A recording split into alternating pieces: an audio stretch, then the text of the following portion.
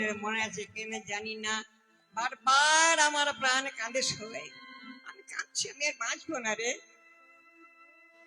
দেখুন আমি এখন দশম দশা থেকে ধরছি। বলছে সখী আমি আর বাঁচবো না। তাই বলি সখী রে, তো দেখতে একটা কথা বলবো, বল। যদি সখীতে জল কাজ কি জীবনে, সোজাতে সবে তো জল কাজ কে হজে বনে। মধু যদি জল মধু আমার এ জীবনে কি কাজ আছে, মধু যদি জল এ জীবনে কাজ আছে, বধু যদি কাজ আছে। কি করবে, কি আস্তে আস্তে আস্তে কি করবি? সখীরা বলছে কি করবি? আনো হসকি গরল পরিগ্রাসে যায় মরিগারে, আনা হাসকে গরল পরিগারে যায় মরিগারে। আমায় না, আমাকে এনে দিবি কি? আস্তে আস্তে আস্তে। মুনি তিনি গুণ করি, রাজারানী একটু ঘুরিয়ে বলছেন, তাহে পূর্ণচন্দ্র হরি আমায় তোরে এনে দে, আমি পান করি, প্রাণ করে প্রাণ ত্যাগ করি। আমি এটা ভেঙে দিচ্ছি, দেখুন কি কি চাইছে দেখুন। মুনি তিন গুণ করি, মুনি বা ঋষি কটা? 7টা, সপ্তঋষি আমরা বলি। 3 দিয়ে গুণ করুন, কত হয়? 3 7 21। তাহে পূর্ণচন্দ্র হরি, চন্দ্র মানে একটি চাঁদ, 1, তাহলে 21 থেকে যদি 1 চলে যায় কত থাকে? 20, 20 অর্থাৎ 20।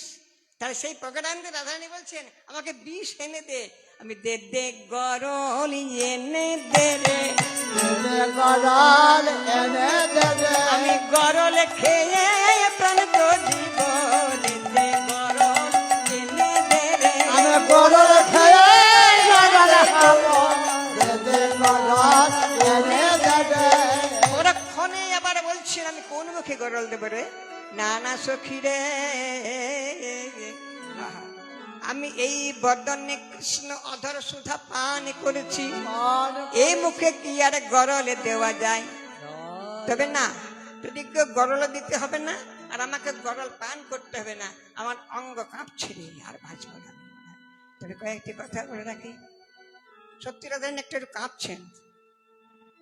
আমি আগে বললাম যে আমি দশম দশা থেকে ধরেছি। এবার রাধারানীকে জড়িয়ে ধরে বলছেন, হাই একই তোর অবস্থা।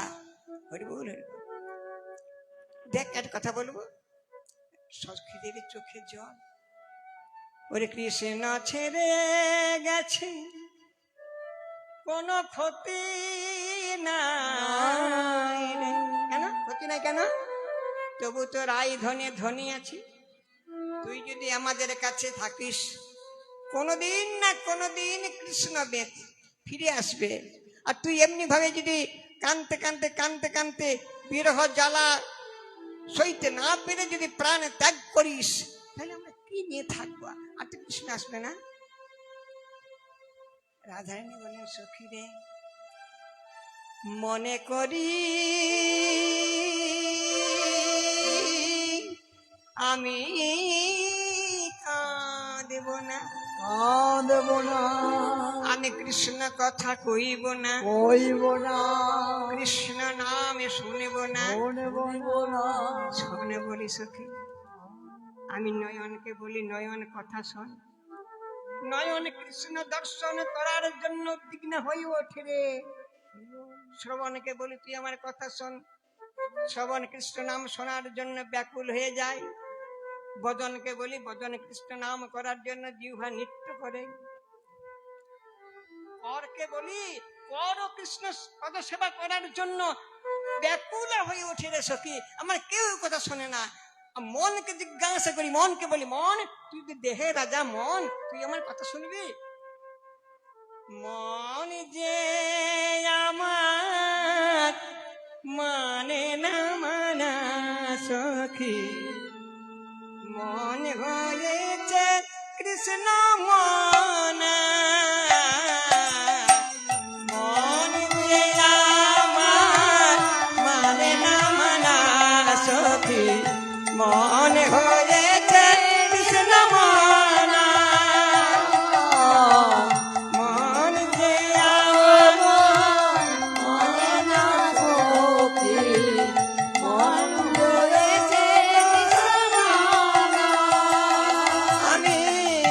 বোঝাই কত বিরলে বসে বোঝাই কত বিরলে বসে বোঝাই